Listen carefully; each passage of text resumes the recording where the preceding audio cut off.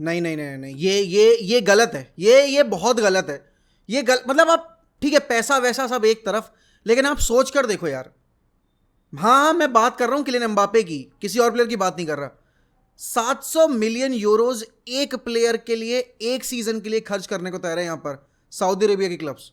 और यहां पर पीएसजी को 300 मिलियन भी देने को तैयार है, जब उनके कॉन्ट्रैक्ट में सिर्फ एक साल बाकी है। आई नो एम्बापे आएगा तो हाइप लेकर आएगा, सोच कर देखो बेंजिमा, कांटे, रोनाल्डो, आपके बाकी प्लेयर्स जो बड़े बड़े गए हैं सऊदी अरेबियन लीग को ज्वाइन करने, उसके बीच में एक 24 साल का फ्यूचर बैलन डॉर एम्बापे आ सकता है एक सीजन स्पेंड करने के लिए।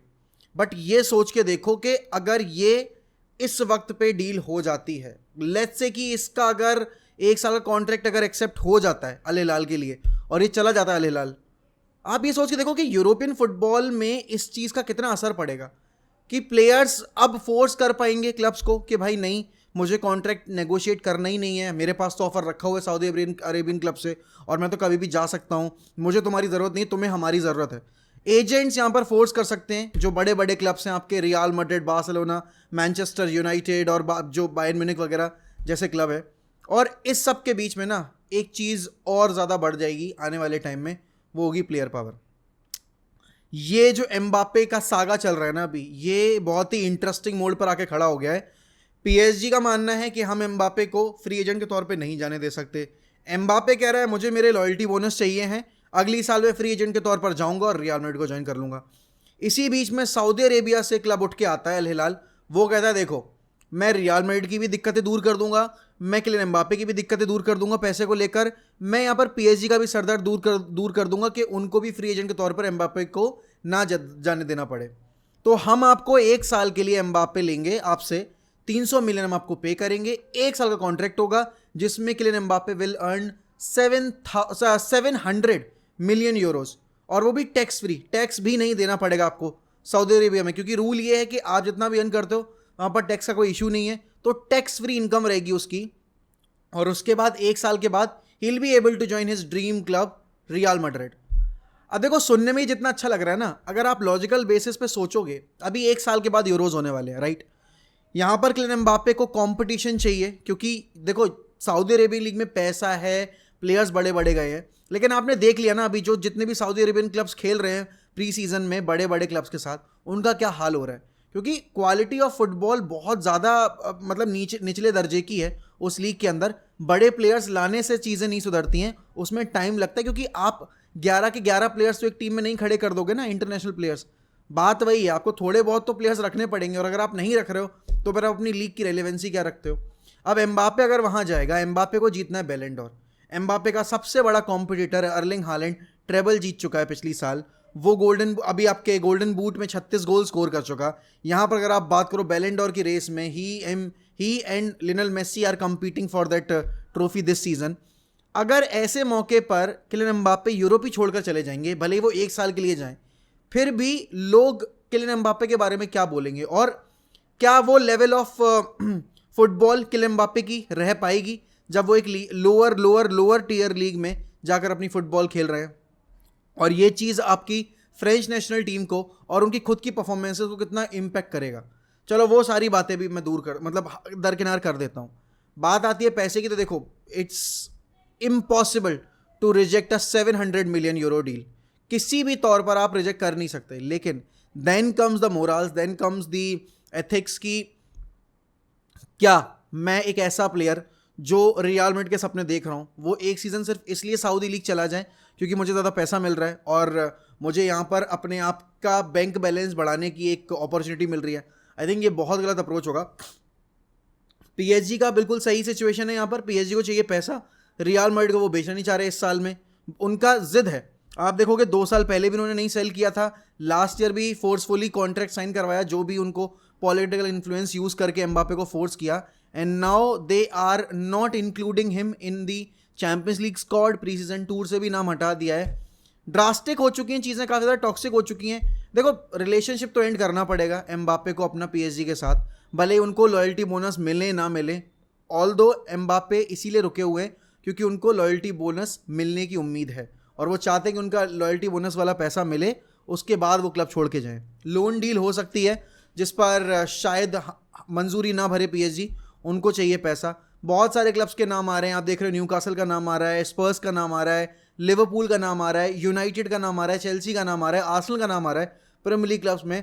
वहीं आपने देखा कि बार्सिलोना और आपके मैड्रिड के लिंक्स तो हैं ही, बार्सिलोना के लिंक्स तो खारिज भी हो गए, लेकिन at the same time real Madrid के काफ़ी स्ट्रॉन्ग लिंक्स हैं, और हम सब यही उम्मीद लगाए बैठे हैं कि Mbappe will join real Madrid eventually. But वो इवेंचुअली होगा कब, इस साल होगा या अगली साल होगा? चलो ठीक है, मैं मान लेता हूं कि ये सऊदी अरेबिया चला जाता है। उसके बाद अगर वहां पर इन्होंने अपना कॉन्ट्रैक्ट और अप कर दिया, 700 मिलियन से भी ज़्यादा और बढ़ा दिया कि यार देखो हमें तुम्हारे आने से मार्केटिंग में बहुत हेल्प मिली है, तुमने हमारी लीग को और ज़्यादा हाइप कर दिया है, क्योंकि अभी जितने भी हमने प्लेयर साइन किए सारे 30s की उसमें किए हैं, only and only you have come at the age of 24, तो हम आपको अपना वो बना सकते हैं, पोस्टर बॉय बना सकते हैं अपनी लीग का, and we'll be offering your much better contract. Let's say कि उसको 1 बिलियन यूरोज ऑफर कर रही है एज वेज 1 साल के लिए, तो फिर एम्बापे के लिए बहुत मुश्किल हो जाएगा मना करना उस चीज़ को। तो किस तरीके से ये अपना फ्यूचर प्लान कर रहे हैं भाई साहब, और अगर ये पैसे के पीछे भाग रहे हैं तो इस बात की क्या गारंटी है कि मैड्रिड में आने के बाद ये उस स्क्वाड को डिस्टेबलाइज नहीं करेंगे? एंड फिर वो ईगो वाली बात है, अभी हम सबको पता है मैड्रिड का पोस्टर बॉय कौन है। अगर एम्बापे आएंगे तो क्या एम्बापे वहाँ पर अपने आप को लेस रेलेवेंस नहीं पाएंगे कि भाई यहाँ पर तो विनीशियस का बोलबाला है, यहाँ पर तो विनीशियस को 7 नंबर दे रखा है, उसी को पोस्टर बॉय बना रखा है, उसी के आजू बाजू सारी बातें हो रही हैं, उसी के आजू बाजू सारी टीम बन रही है। Mbappe needs to change a lot in himself, क्योंकि वो बंदा बहुत ही बेहतरीन फुटबॉलर है, but I don't think he is a good character, and you don't want to have such characters, सच होते हैं ना कुछ बदमाश बच्चे जो कि पढ़ाई में अच्छे होंगे लेकिन होते बहुत वैसे हैं, बदमाश हैं, और वो पूरे क्लास का जो एटमॉस्फेयर है वो स्पॉइल कर देते हैं। अपने नंबर्स तो ले आते हैं लेकिन बाकी लोगों की जो सिचुएशन है वो वल्नरेबल कर देते हैं। Mbappe is one of those players. देखो पैसा बहुत ज़्यादा है, रिजेक्ट कर पाना तो बहुत मुश्किल है, बट देखते हैं क्या होता है क्या नहीं होता है। लेकिन अगर हम पीएसजी से हटकर अब जरा बाकी क्लब्स के ऊपर आए, यूनाइटेड ना अभी इस टाइम पर नंबर 9 को चेस कर रही है, मिडफील्ड को चेस कर रही है, लेकिन ऑफलोडिंग की जब बात आ रही है तो उन्होंने कोई बड़ा प्लेयर अभी तक बेचा नहीं है। बड़ा प्लेयर इन द सेंस जो हैवी मार्केट प्राइस वाला प्लेयर हो। एलेंगा 15 मिलियन, यहाँ पर स्कॉट मैकटोमिने के लिए कोट किया है यूनाइटेड ने 45 मिलियन यूरोज, और वेस्ट हैम यहाँ पर कॉनर गैलेगर और मैकटोमिने दोनों के साथ लिंक्ड है।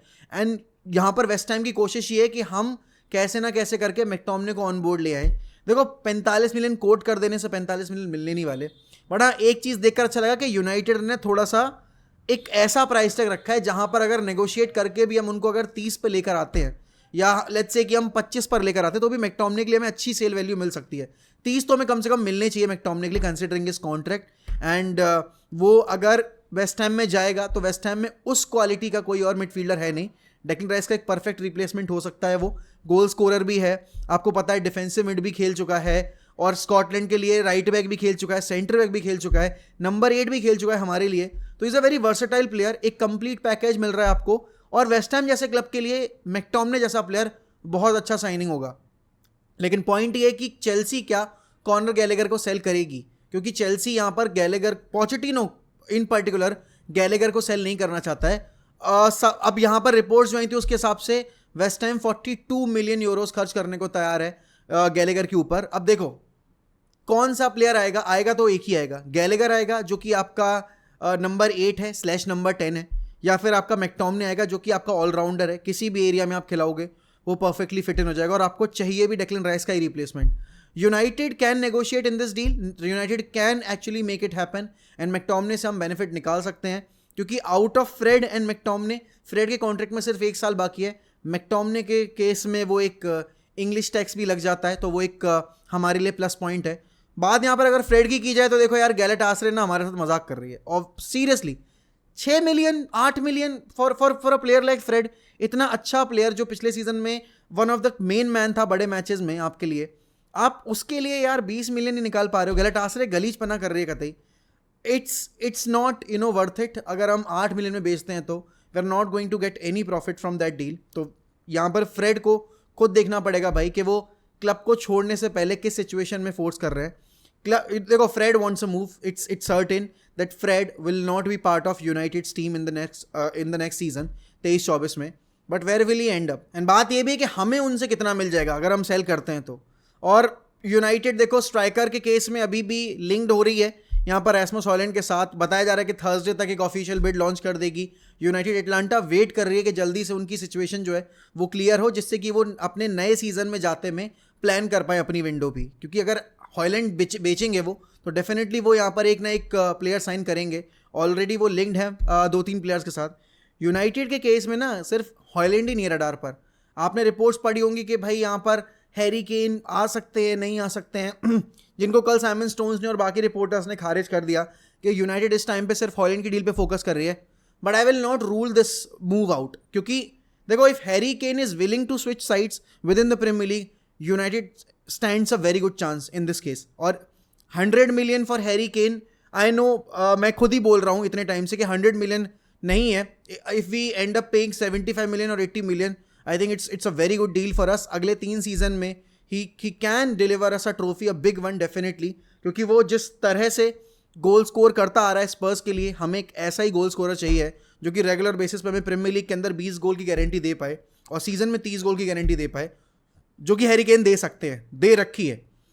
तो अगर हम हैरी केन के लिए जाएंगे, 100 मिलियन पे करेंगे, अगर हम ट्रॉफी जीत जाते हैं भाई, it will be worth it. और यहाँ पर आप बात करो रैंडल कोलू मुआनी की, अगर आप बात करो मोहम्मद कुदूस की, आर्सेनल लिंक है कुदूस के साथ, चेल्सी के भी लिंक्स आ गए और अब कल हमें भी जोड़ दिया कुदूस के साथ कि ज़रूरी नहीं है कि यूनाइटेड नंबर 9 ही साइन करे, आउट एंड आउट एक नंबर 9 हो सकता है। वो एक shadow striker, kind of a wide forward या इनसाइड फॉरवर्ड प्लेयर भी साइन कर सकते हैं।